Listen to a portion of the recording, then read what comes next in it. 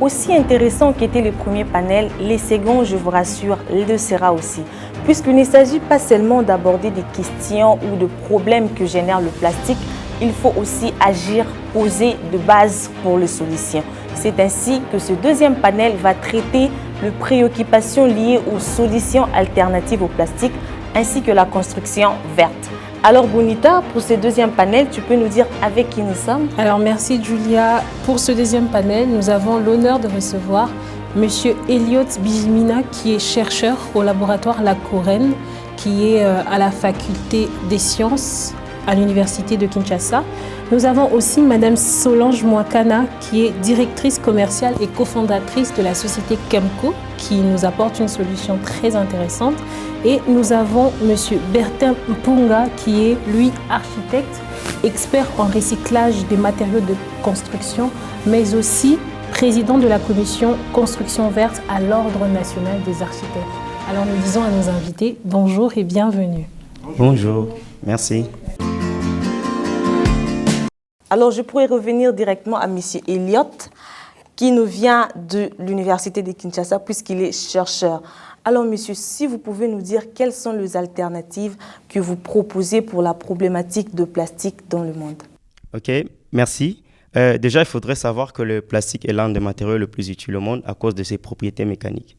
Mais déjà, lorsqu'il est abandonné dans le monde à cause de son usage, s'il est à usage unique, ces plastiques commencent à causer beaucoup de problèmes sur l'environnement, les sols, les eaux et même l'atmosphère lorsque ces plastiques est brûlé.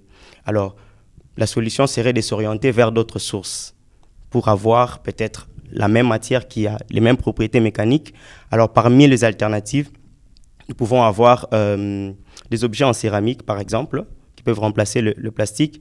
Nous pouvons avoir des papiers cartons, nous pouvons avoir des emballages aussi qui peuvent être recyclés ou carrément s'orienter vers le bioplastique, qui est l'alternative qui répondra exactement aux propriétés mécaniques d'un plastique, mais qui se dégrade ou se biodégrade dans l'atmosphère. Parce que le plastique pose problème justement à cause de sa dégradation lente, qui n'est pas à l'échelle humaine. Donc c'est un peu ça. Alors vous avez parlé de plusieurs alternatives au plastique, vous parlez de la céramique, vous parlez du bioplastique, mais j'aimerais vraiment qu'on essaye de contextualiser, je pense que je vais le faire avec les autres intervenants aussi. Alternative plastique en RDC, mythe ou réalité? J'aimerais que vous répondiez à cette question parce qu'il n'est pas question que de l'environnement, mais il y a des enjeux à la fois économiques et sociaux qu'il faut maîtriser. Madame Solange, je viens à vous. Mythe ou réalité, alternative plastique en RDC? Merci pour la parole. C'est une réalité. Moi, je pense que nous sommes aujourd'hui au XXIe siècle et comme mon co-débatteur a dit, on ne va pas aujourd'hui arrêter d'utiliser le plastique. Il faudrait trouver une solution. Et je pense que, comme il a dit, aujourd'hui, nous sommes... c'est dire un mythe ou une réalité, mais je pense qu'il y a une réalité dans le sens où on doit prendre la conscience qu'il faut vraiment sensibiliser autour du déchet plastique. Et donc, voilà. Merci. Et j'aimerais avoir votre avis aussi sur la question, surtout en contextualisant en RDC. Est-ce qu'on peut vraiment aller vers des alternatives au plastique? Merci pour la parole, madame. Je pense que le plastique, d'abord, c'est un matériau. Nous, on le considère comme un matériau. On l'utilise pour plusieurs fins dans tous les secteurs de la vie. C'est vraiment compliqué pour le moment de l'échanger ici chez nous. Mais ce qui est vrai, ce que nous voulons, nous, acteurs qui travaillons dans le secteur de l'environnement, nous pensons qu'il serait mieux de ne plus utiliser les plastiques, de chercher des solutions, de les trouver, de mettre des moyens pour des recherches, trouver des solutions qui peuvent amener autre chose, parce que le plastique, il est tellement nuisible. On peut bien le recycler, mais il va poser le même problème après quelques temps. Ce serait mieux de le recycler pour le moment, mais je pense que c'est la politique de l'Autriche. Et donc, à la longue, on va aussi avoir d'autres alternatives. Mais pour le moment, on se contente justement de ce qu'on a déjà, bioplastique et les autres. Je reste sur vous. puisque actuellement on voit les architectes s'intéresser au plastique, s'intéresser aux déchets. C'est quoi le lien, c'est quoi les enjeux qu'il y a entre le plastique et l'urbanisme? Non, mais en fait, le plastique, c'est dans notre quotidien, c'est un matériau, je vous ai dit, l'architecte, il utilise les matériaux pour s'exprimer au fait. C'est un matériau qu'on utilise si souvent dans la construction. C'est un matériau qui non seulement n'est pas utilisé dans la construction, mais dans la vie courante. Ça veut dire que ça intéresse tout le monde, non seulement les architectes. Pour résoudre ce problème, il ne faut pas voir les architectes et les urbanistes plutôt. Mais en ce qui concerne le rapport entre le plastique et l'urbanisme, c'est au niveau de l'assainissement. Le plastique rend l'assainissement très difficile dans notre ville, dans nos villes. Rend l'assainissement très compliqué. Est-il qu'on l'utilise dans la construction comme matériau, mais c'est un matériau qu'on utilise par voie de fait. Ça veut dire, pour l'instant, on n'a pas de choix parce que les capitalistes, les gens qui ont des capitaux, les bailleurs de fonds, ils mettent beaucoup d'argent dans ce produit et nous, on est en train de subir. Ok, mais est-ce que c'est durable puisque vous en parlez comme matériau de construction? Est-ce que vous l'avez expérimenté, c'est durable? Comment vous pouvez voir sa durabilité dans la construction jusque-là? Le plastique, c'est 200 à 1000 ans de vie, madame. Les chiffres parlent d'eux-mêmes. Vous comprenez? Ouais. C'est un bon matériau, mais qui est nuisible à l'homme. C'est ça le problème. En qualité de matériau, c'est un bon matériau. Mais sa nuisance par rapport à l'homme, c'est là que nous tablons. On ne peut pas vouloir utiliser le plastique connaissant ses effets nuisibles à l'homme. C'est un peu ça. Voilà, je reviens vers vous, Madame Solange, puisque ce deuxième panel, je l'ai annoncé, je dis qu'on va parler des solutions, aux alternatives pour le plastique. Kemco, quelle est la solution que Kemco emporte? Merci, madame. La solution, en fait, pour rejoindre l'architecte, la solution est que, comme il vient de le dire, le déchet plastique n'est pas biodégradable. Donc, ça prend plus de 1000 ans, 500. Que faisons-nous du plastique que nous avons déjà, monsieur l'architecte? Parce que c'est la solution que Kemco a aujourd'hui, c'est de sensibiliser au niveau la problématique du plastique mondial. Aujourd'hui, mondialement, on parle même d'un 8e continent du déchet plastique. Donc, ça veut dire que la problématique n'est pas juste en Afrique ou en RDC, mais c'est mondial. Comme monsieur l'architecte a dit, les capitaux aujourd'hui ne veulent pas trouver une solution dans ce sens pour éradiquer le plastique. Mais malheureusement, et je rejoins mon co-débatteur qui a bien expliqué que le plastique aujourd'hui est nécessaire. Le plastique, vous ne l'avez pas seulement dans les bouteilles, ni dans les sachets. Même l'architecte peut bien le dire, aujourd'hui, l'architecture décide de remplacer les tuyauteries en plastique. Voilà. Donc, il y a une solution. En même temps, il y a moyen de travailler autour du plastique et de trouver une solution et sensibiliser la population dans ce sens. C'est comme ça qu'aujourd'hui, avec la possibilité que nous avons eue en tant que société de droit congolais, Kemco Innovation SARL, c'est une société qui a une représentation d'une société colombienne, Ecoplazo, qui est déjà active, ça fait plus de 10 ans, en Colombie, et qui ont pu faire des tests en fonction des briques que nous avons aujourd'hui ici en RDC. Et en fait, ces briques sont 95%, je dirais, de matière plastique. Donc, on collecte toutes les sortes de plastique. Donc, il n'y a pas que le sachet, il n'y a pas que les bouteilles, donc tout ce qui est plastique, même les chaises, que ce soit même les pare-chocs de voiture, les caoutchoucs. Donc, nous essayons de valoriser, donc déjà transformer ce plastique, le valoriser, aussi aider pour la prévention de l'environnement. Donc, avec notre technologie, qui est une technologie qui a été déjà testée, qui n'est pas nuisible, comme l'architecte vient de le dire, parce que c'est une technologie qui a été testée dans un pays comme la Côte d'Ivoire, qui a eu une opportunité, le fait qu'à Yamoussoukro, qui est la ville écologique, de Côte d'Ivoire, qui a finalement pu avoir une possibilité de construire plus de 500 écoles à base de matériaux recyclés du déchet plastique. Et je pensais qu'en RDC, en tant que Congolaise, je trouve qu'aujourd'hui, il y a une urgence au niveau de l'infrastructure, de l'assainissement. Donc je pense que ce serait une très bonne synergie si la population et les secteurs publics et privés qui pourraient nous suivre aussi dans cette sensibilisation où nous proposons aux Congolais d'avoir une conscience du plastique. Donc ça veut dire qu'on va les sensibiliser, ils savent qu'ils ne doivent plus jeter des bouteilles ou des seaux cassés dans les rivières, dans les fleuves, que nous avons une société qui pourront les recycler et en même temps les transformer et construire des maisons à faible coût qui ont été testées internationalement et aussi au niveau de l'Afrique. Alors, quel est le coût d'une maison moyenne avec Kemco? Bon, avec Kemco, l'estimation, pour le moment, comme nous n'avons pas l'usine en RDC, donc nous faisons venir les briques. Donc le mètre carré, c'est à peu près $200 le mètre carré. Mais qui peut être moins, le fait que notre objectif, c'est d'avoir l'usine, parce que nous avons la licence, c'est pour pouvoir ouvrir l'usine sur place en RDC, collecter et utiliser nos propres déchets plastiques et pouvoir aussi les transformer et montrer aussi qu'il y a une chaîne de valeur ou dans l'économie circulaire où on pourra créer de l'emploi. En même temps, sensibiliser au niveau de l'environnement, dans les écoles, de l'éducation, donc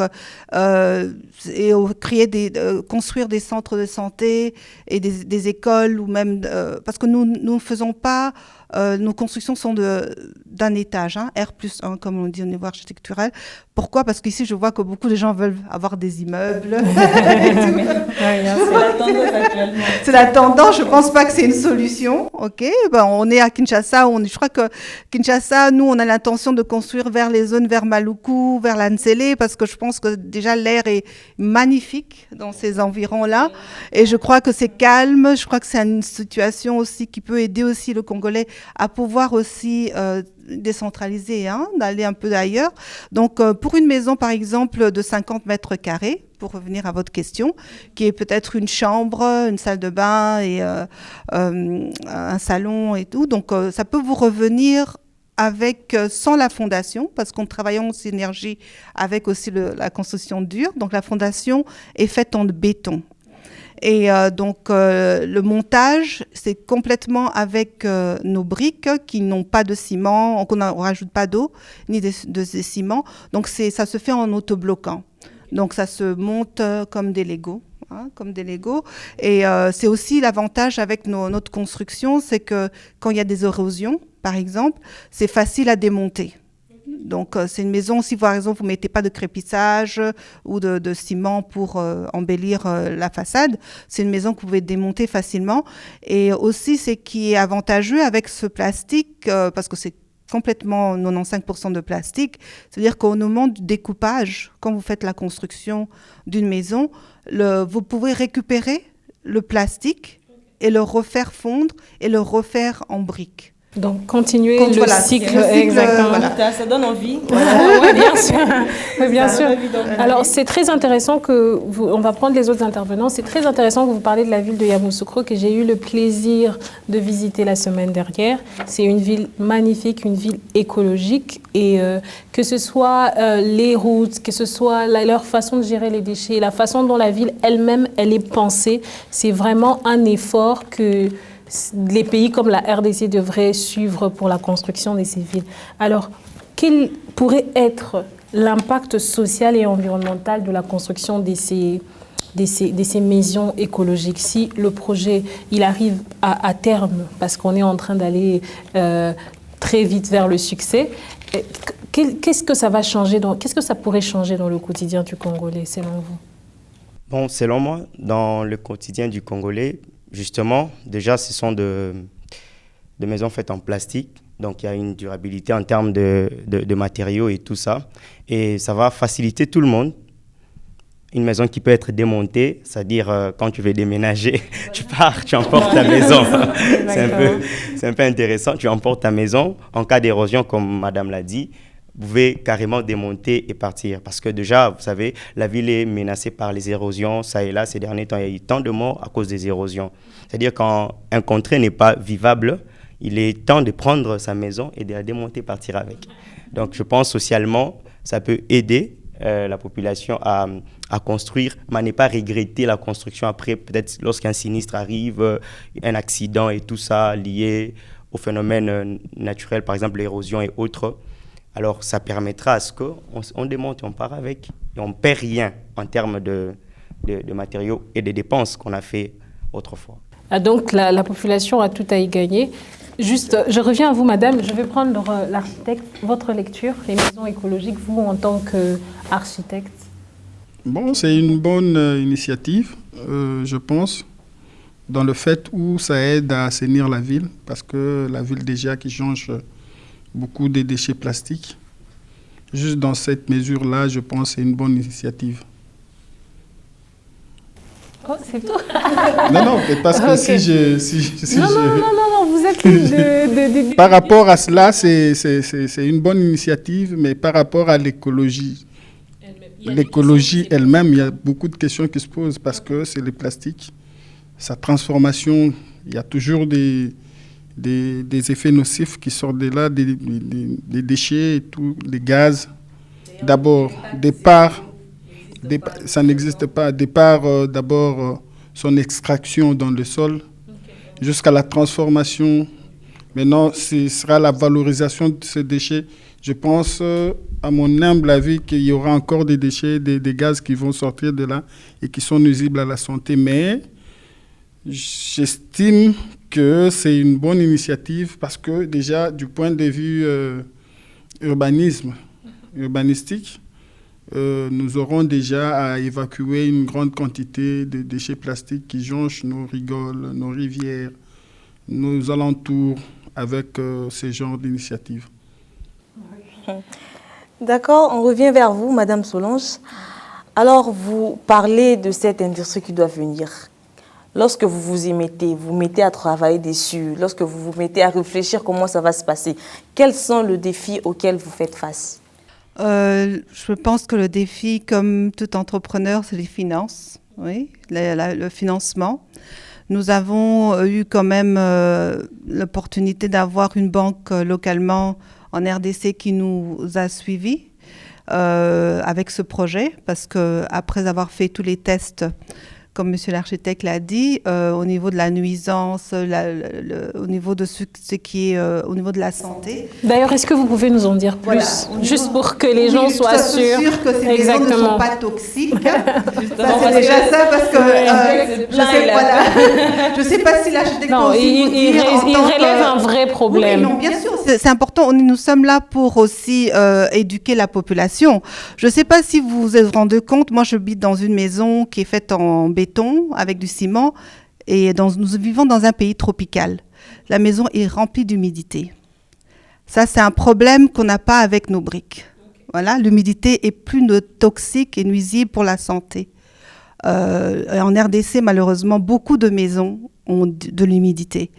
Les architectes ou les constructeurs ont trouvé une technologie au niveau de la peinture pour essayer de limiter, mais c'est encore des frais et des coûts en plus. Okay, donc, comme on dit aujourd'hui, la technologie que nous avons apportée ici, c'est une technologie qui a été testée. Okay, nous avons des tests qui ont été faits internationalement et même localement. Hein. Nous sommes aussi avec l'OCC, nous sommes en train de faire des tests pour être sûr que c'est une technologie. Déjà, je pense que si un organisme qui décide de construire plus de 500 écoles comme l'UNICEF pour des enfants qui doivent passer plus de 8 heures dans une classe, je pense qu'ils ont déjà testé la nuisance au niveau de la santé. Aussi, il y a aussi le fait que, comme monsieur vient de le dire, on peut démonter, mais aussi ça aide au niveau des rongeurs. Vous savez, les insectes ne mangent pas le plastique. Donc, vous avez par exemple des gens qui ont... Par contre, ils mangent le bois. Ils mangent le bois. Et aussi, au niveau de l'environnement, comme nous disons, Kemco, aujourd'hui, c'est une sensibilisation. Nous sommes dans l'économie circulaire. Nous essayons aussi de travailler avec le ministère de l'Environnement pour leur dire, voilà, au niveau des villages, ils coupent le bois, qui est dangereux. Aujourd'hui, on se dit, la RDCPI solution, il faut trouver des alternatives. Donc, je pense qu'en construisant des maisons ou des écoles, et ça peut aider aussi dans les provinces plus facilement à avoir des logements décents.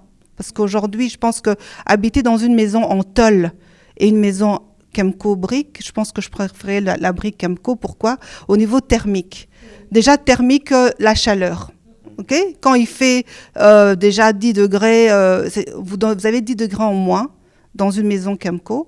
Vous n'avez pas besoin aussi le fait du feu, ça a été testé, donc c'est ignifuge. Donc et au niveau de la solidité, plus tard peut-être qu'on pourra faire un test entre la brique traditionnelle, qui se casse, disons que celle-ci, donc vous pouvez taper dessus, c'est assez résistant.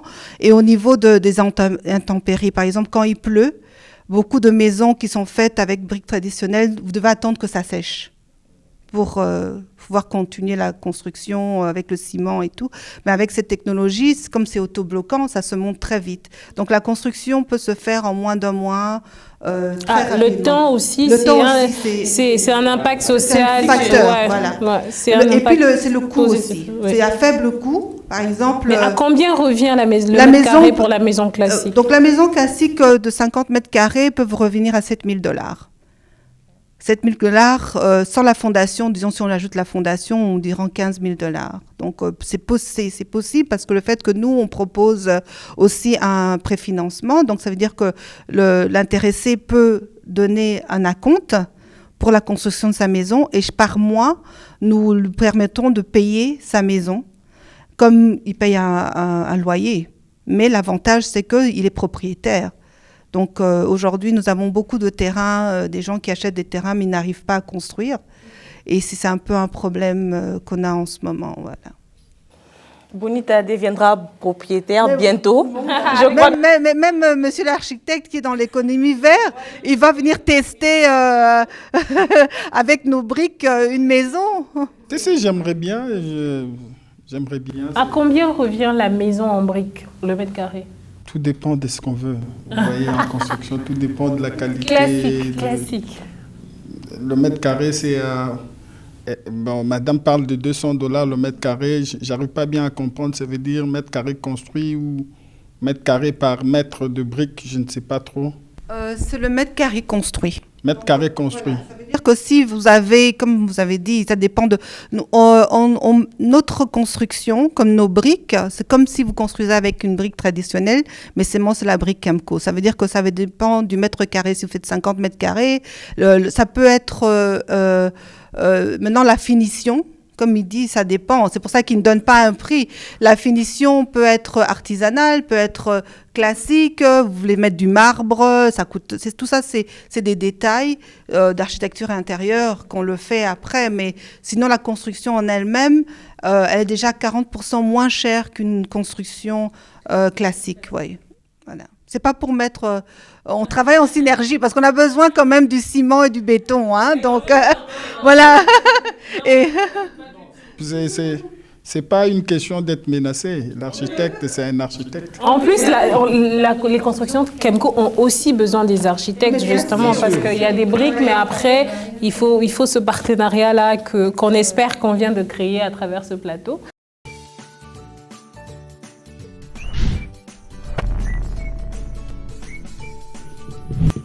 Bonjour, je suis Super Paco, membre de Super 7, spécialisé dans tout ce qui est relatif aux déchets plastiques. Notre objectif est de vous familiariser avec les différents types de déchets pour faciliter le tri à la source et favoriser le recyclage. Ainsi, ensemble, nous allons transformer nos ordures en or dur. Et n'oubliez pas que la gestion de déchets est l'affaire de tous.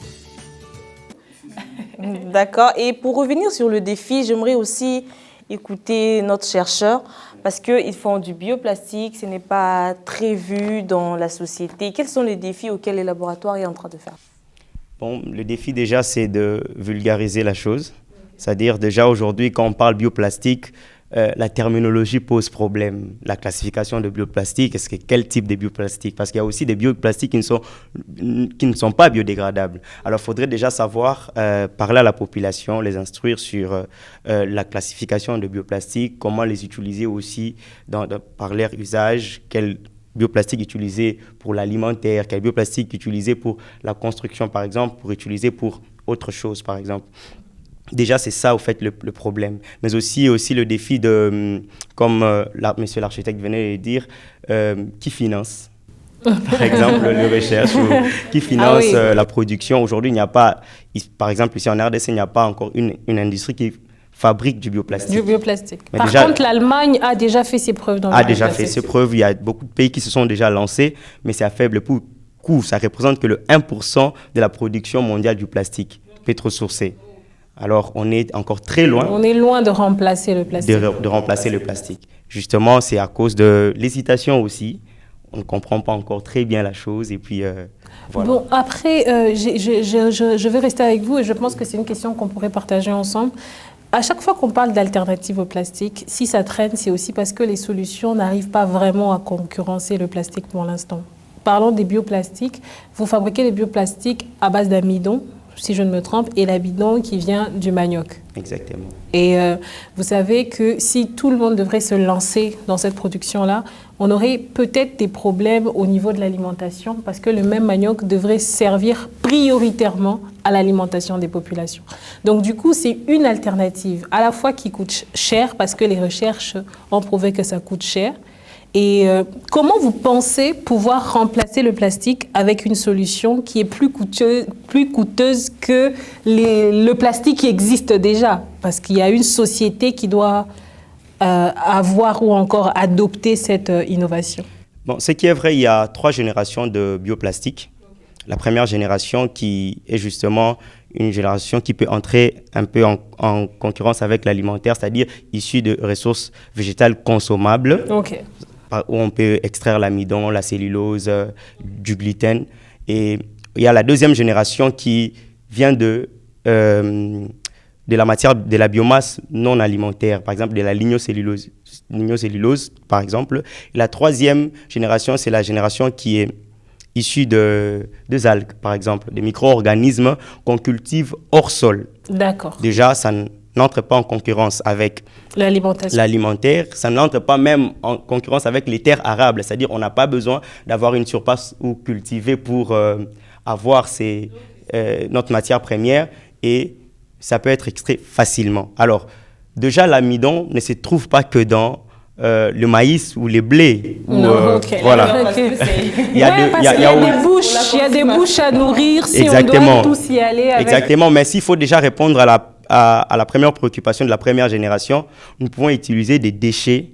De l'amidon résiduel. De l'amidon résiduel. Par exemple, avec le manioc, on peut utiliser les xylèmes de manioc, qui est juste un déchet qu'on peut jeter facilement.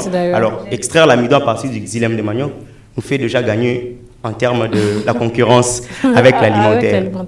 Et deuxièmement, l'amidon, on peut le trouver aussi dans les algues, par exemple, qui sont des micro-organismes qui se cultivent hors sol et dont la culture ne prend pas beaucoup de temps et ça ne nécessite pas des engrais chimiques pour qu'il y ait croissance et autres. C'est dans l'eau et tout ça. On peut extraire de l'amidon à partir des algues. On peut extraire aussi d'autres composés par lesquels on peut fabriquer du bioplastique, par exemple les aldylates de sodium, la cellulose aussi. Il y a de la cellulose aussi dans certains algues qu'on trouve dans la nature. On reconnaît le chercheur.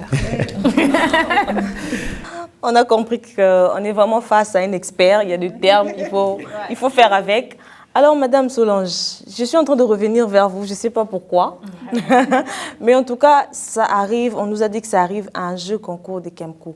Est-ce que vous pouvez nous dire à quoi cela consiste?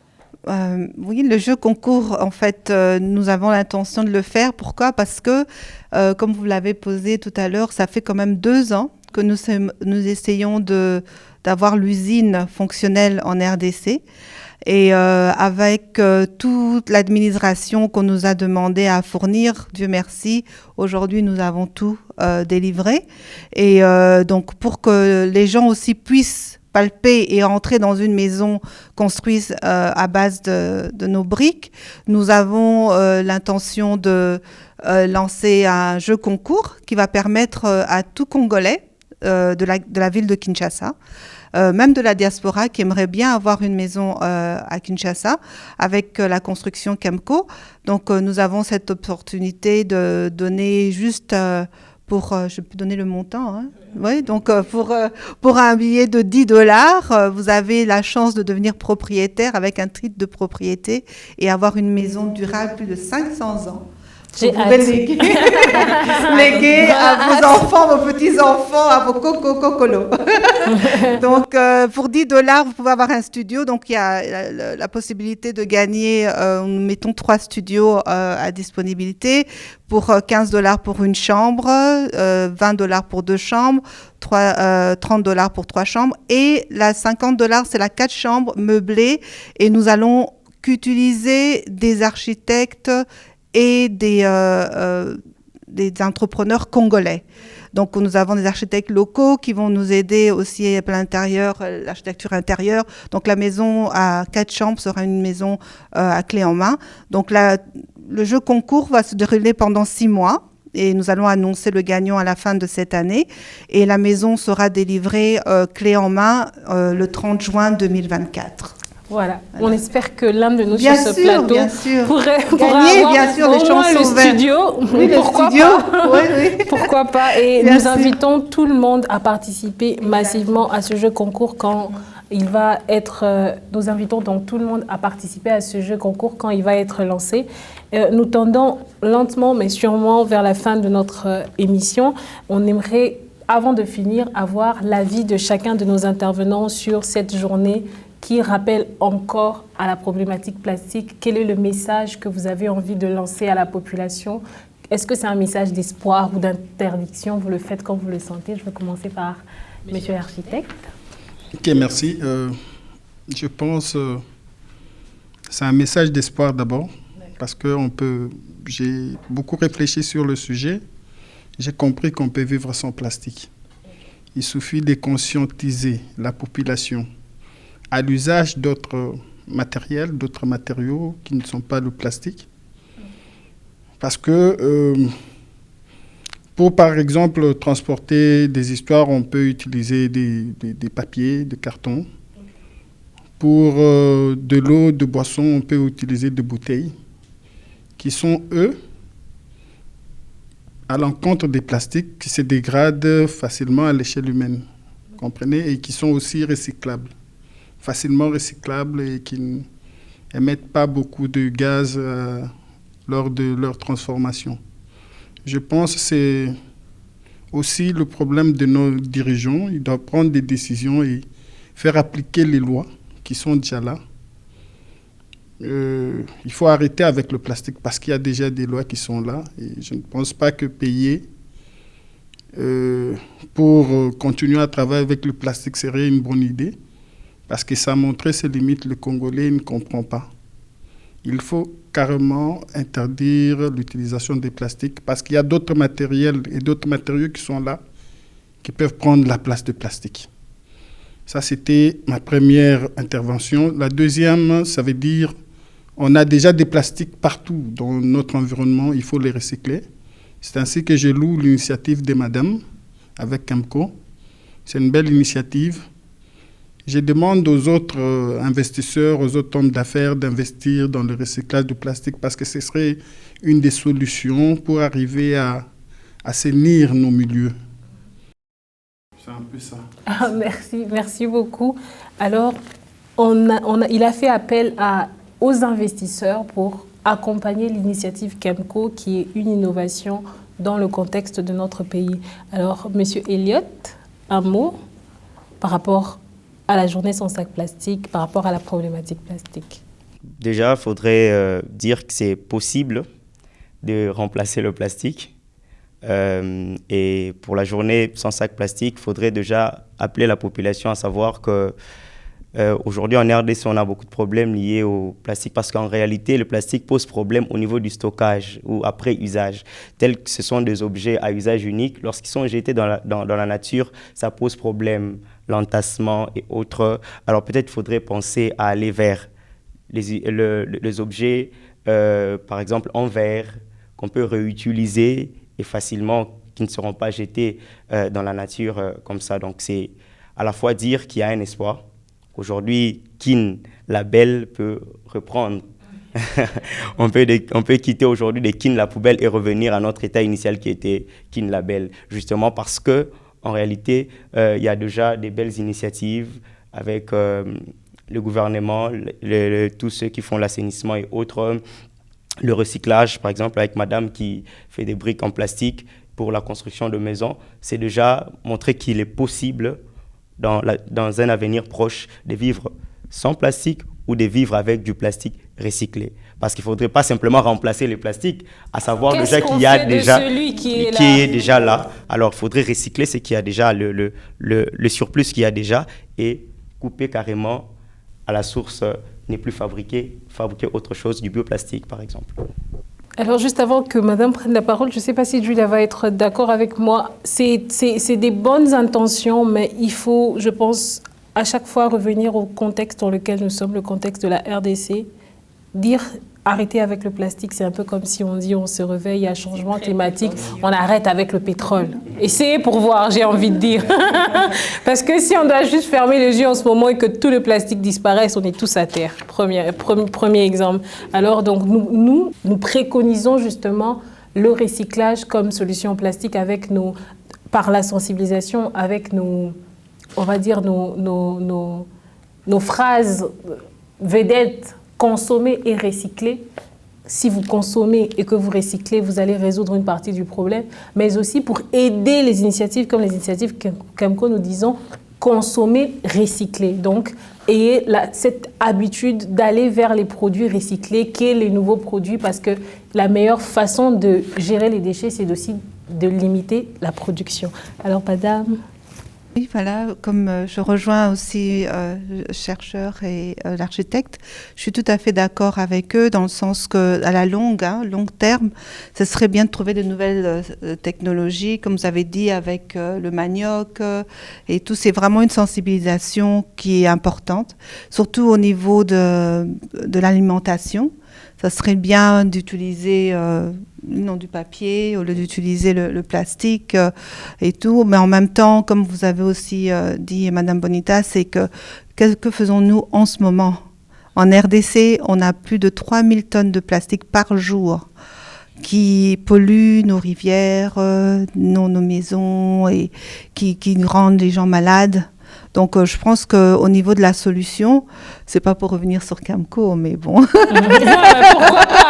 C'est que je pense qu'il faut qu'il y ait une sensibilisation et que le gouvernement puisse suivre et accompagner des sociétés comme la nôtre qui sommes de droit congolais et qui voudront quand même aussi avoir une industrie et montrer aux Congolais que oui, voilà, au lieu de jeter, il peut se dire, voilà, au lieu de jeter ma bouteille ou ma chaise cassée, je peux ramener ça à l'usine Kemco qui va recycler. Donc, c'est une sensibilisation en même temps qu'on est en train de faire au niveau de la population et surtout de la nouvelle génération.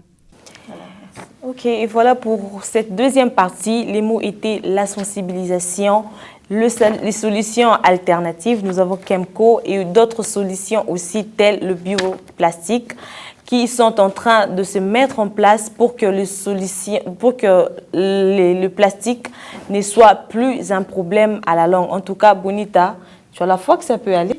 Ouais, on y croit parce qu'on y travaille.